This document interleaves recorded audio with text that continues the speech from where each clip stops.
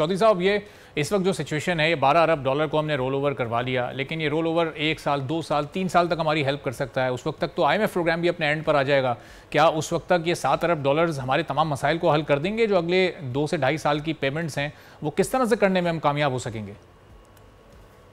बिल्कुल भी ये 7 अरब डॉलर क्या, इस वक्त तो अगर 10 अरब डॉलर का भी प्रोग्राम IMF का होता तो वो हमारे मसाइल हल नहीं कर सकता। और मौजूदा जो IMF का लोन है, जिन शराइत के ऊपर हमने लिया है, आप यकीन करें मैं बड़ा ऑप्टिमिस्टिक बंदा हूँ। मतलब मैं पॉलिटिकल जो है ना वो बायसनेस के बगैर ये बात करने में हक बजानिब हूँ। और जो भी मैंने टर्म्स एंड कंडीशंस देखी हैं, माजरत के साथ 3 साल के बाद अगर यही हालात रहे और जो टर्म्स IMF ने लगाई हैं, हम वहीं पे खड़े होंगे, बल्कि पोजीशन जो है वो इससे भी ज़्यादा बदतर हो चुकी होगी। अनफॉर्चुनेटली IMF ने जो है वो इस चीज़ को यकीनी बनाया है और इस तरह की हमारे ऊपर पाबंदियां लगाई हैं। मैं उनकी मिसाल अगर आपको दूं कि जैसे जी फॉरेक्स रेट हैं वो आपने मार्केट डिटरमिन रखने हैं, इंडिपेंडेंट छोड़ देने, यानी जो मार्केट समझे वो उसके ऊपर हो। उसके बाद टैक्सेशन के ऊपर अगर आप आए तो 50% तक का जो है वो टैक्सेशन पहुंचा दिए उन्होंने। इसी तरीके से आप ये देखें कि मॉनेटरी पॉलिसी है, अब जाहिर है ये दोनों पॉलिसी जब इम्प्लीमेंट होंगी तो उसके नतीजे में इन्फ्लेशन होगा तो पॉलिसी रेट ऊपर रहेगा। तो उन्होंने कहा जी पॉलिसी रेट और इन्फ्लेशन को भी आप एक दूसरे से मुताबिकत में रखें, ठीक है।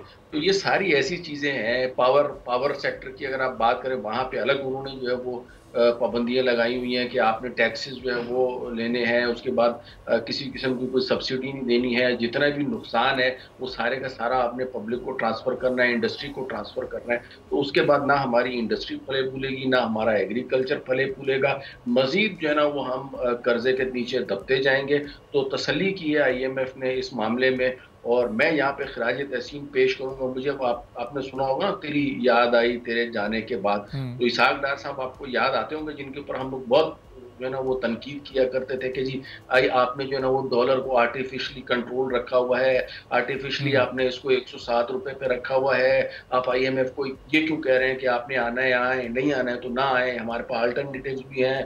तो आज आपको अंदाजा हो रहा होगा, हमें तो हो रहा है कि ही वॉज राइट कि IMF, अगर आप समझते हैं कि ये हल है IMF, तो मैं नहीं समझता कि IMF ही हल है। अगर हम IMF के प्रोग्राम में रहें या IMF के तो चौधरी साहब, ऐसे हम जाहिर है कि सियासी गुफ्तगू तो नहीं कर रहे, लेकिन इसहाक डार साहब तो इस वक्त भी बड़े अहम पोर्टफोलियो पर हैं, नायब वजीर आजम है, अपना इनपुट अभी भी वो दे सकते हैं, अपनी जमात में भी वो बहुत बाअसर हैं।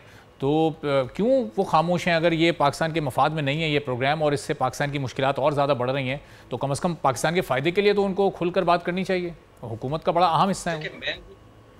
मैं जो समझ पाया हूँ ना, देखें डार साहब जो है ना नो डाउट फाइनेंशियल एक्सपर्ट हैं, अक्सर तनकीद करते हैं। मैं खुद नाकिद रहा हूँ और उनकी 100% पॉलिसीज को मैं भी कोई एग्री नहीं करता हूँ, लेकिन विद रेफरेंस टू IMF जो बात उन्होंने की, जिस तरीके से उन्होंने IMF को डील किया, मैं उसको 100% इंडोर्स करता हूँ। और अभी उनका इनपुट इसीलिए तो वो ले नहीं रहे, वरना वो मिनिस्टर ऑफ फाइनेंस ना होते। अगर आप ये समझते हैं कि उनके ऊपर पाबंदी या उनके ऊपर जो है वो फाइनेंस मिनिस्टर बनने में रुकावट जो है वो हमारे इंटरनल कोई फोर्सेज है, तो ऐसा कुछ नहीं है। मेरा मुबैना तौर पर मैं ये समझता हूँ कि IMF ने ही इसहाक डार साहब को जो है वो वजीर खजाना नहीं बनने दिया, वरना PMLN के पास इसहाक डार साहब की सूरत में एक अच्छा वजीर खजाना मौजूद है।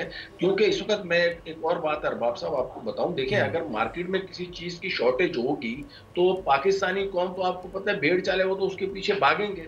तो डॉलर इस वक्त इकोनॉमी में शॉर्ट है तो उसको आर्टिफिशियली हुकूमत को एक कंट्रोल करना पड़ेगा। आप अगर उसको बेलगाम छोड़ देंगे तो आपका जो है वो डॉलर ऊपर रहेगा और कभी भी आपका बैलेंस ऑफ पेमेंट जो है ना एट पार आ नहीं सकता, क्योंकि डॉलर इतना हाई है।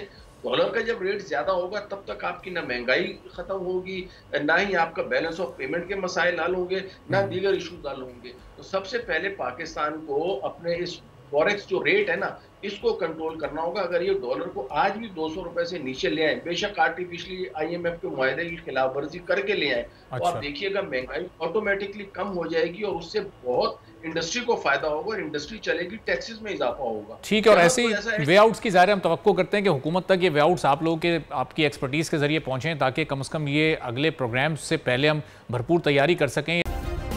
सब्सक्राइब करें और बेल दबाएं ताकि कोई खबर रह न जाए।